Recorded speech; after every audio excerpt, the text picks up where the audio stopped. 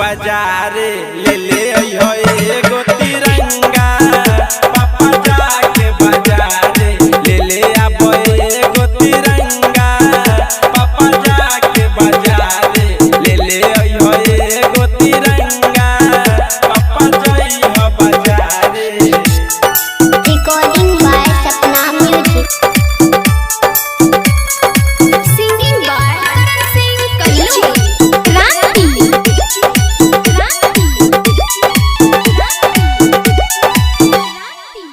आज के दिन पापा करो न माना, भारत माता के सब छै दीवाना।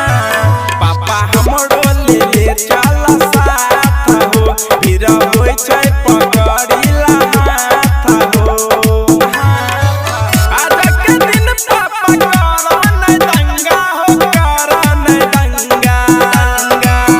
बेनी तैयार छिया हमें अंगा, बेनी तैयार छिया हमें अंगा। पापा जा तू बाजारे ले ले अइहो एगो तिरंगा। पापा जाके बाजारे ले ले आबो एगो तिरंगा। पापा जाके बाजारे ले ले अइहो एगो तिरंगा। पापा जइहो बाजारे।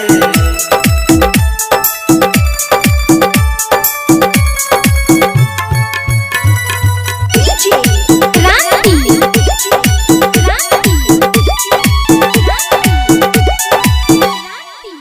निमन लगै छै अगस्त महीना, जल्दी से चलो स्कूल छै जाना।